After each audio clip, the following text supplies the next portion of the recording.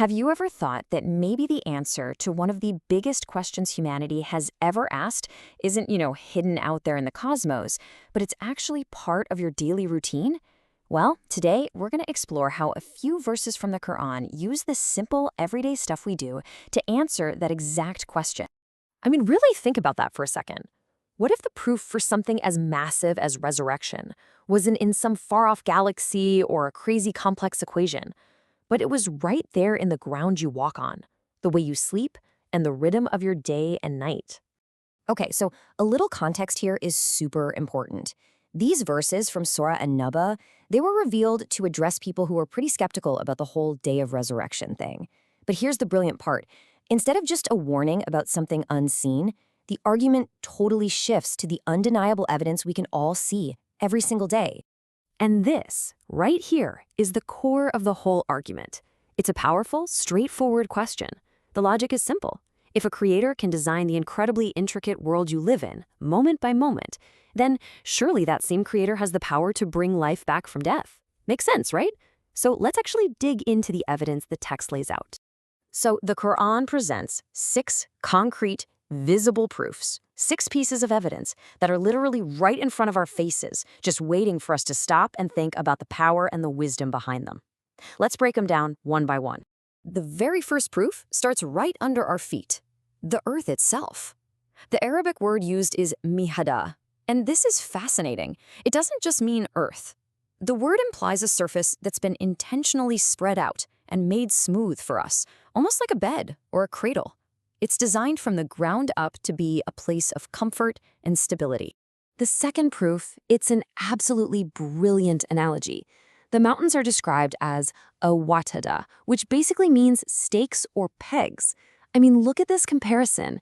Just like you hammer a peg into the ground to keep a tent stable, the text says the mountains stabilize the earth, keeping it from shaking all over the place.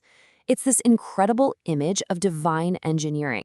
Okay, so the third proof zooms in from the cosmic scale of mountains to something deeply personal. Us. The fact that we're created in pairs. And the purpose isn't just, biology 101. The source material really emphasizes that it's designed for tranquility, for peace, and for social stability. We're literally designed to find comfort and quiet in each other. And then there's sleep. This is the fourth proof, and the word used is Subata. Now, this isn't just about rest. It literally means a cutting off. It's a state that completely severs you from the world, from all your activity and motion, so your body and mind can totally shut down, restore, and get their strength back. It's like a daily shutdown and restart sequence. Building right on that idea of rest is the fifth proof, the night. The night is described as libasa, or clothing. Think about it. What does clothing do? It covers you, it conceals you. In the same way, the darkness of night is like a giant garment, a blanket that gives us the privacy and peace we need for that deep rest we were just talking about. And finally, the sixth proof is the day. The day is from ma'asha, for livelihood. It's the time of light, perfectly designed for us to get up, go out, seek our provision, to work, to build, to be productive. It's the perfect counterpart to the night's rest, creating this incredible balanced system. So we've just gone through all 6 proofs.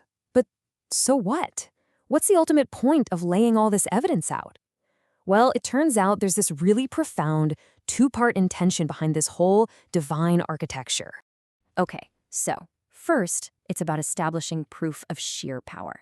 The argument is that the creator of this unbelievably complex system, the earth, mountains, sleep, all of it, can, without a doubt, bring the dead back to life. But second, and this is just as important, it's a reminder of blessings. It's all there to inspire a sense of awe and gratitude for the mercy that's woven into every single detail of our lives. And what this does is brilliantly showcase these key attributes of God. You see the Creator, Al-Khaliq, in just the fact that all this stuff exists. You see the All-Wise, Al-Hakim, in how perfectly it all works together, proving nothing's an accident. And you see the Most Merciful, Ar-Rahman, in a design that is fundamentally built to give us rest, peace, and a way to live. Okay, so this is all powerful ancient wisdom. But you might be thinking, how does this apply to my life right now, in the 21st century, with my smartphone and 24/7 news cycle? Well, this is where these concepts get incredibly practical. Just look at this comparison. The Qur'anic rhythm is simple. Night is a covering for rest. day is for productive work. But modern life, we often flip this completely on its head. The night becomes a time for endless entertainment, for doom scrolling, which completely destroys its purpose as a restorative covering. And what's the result? The next day becomes a time for recovery, where we feel lazy and drowsy and can't really be productive. We're literally fighting against our own nature. So, how do we get back in sync with this natural order?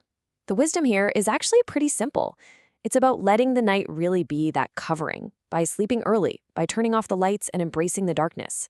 It means we have to start seeing sleep not as wasted time, but as an essential right that our bodies have. And when we do that, we're so much better equipped to work hard during the day, living in sync with the rhythm we were designed for. And this all leads us to the final, and maybe the most powerful connection of all, the one that ties our most common, everyday experience directly back to that huge cosmic question of resurrection we started with. The source brings up this stark, ancient saying, sleep is the brother of death. It's memorable, it's profound, and it kind of sets up the final piece of this entire logical puzzle. I mean, just think about it. Every single night, you experience a mini death. You lose consciousness, you're totally unaware, you are basically gone from the world. And then every morning, you're brought back. You are, in a sense, resurrected.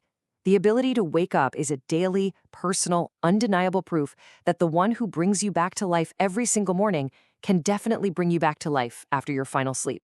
So that leaves us with one final thought. Tomorrow morning, when you open your eyes, are you going to see it as just another routine start to your day? Or are you going to see it for what it truly is? A daily miracle and a personal proof of a much, much bigger promise.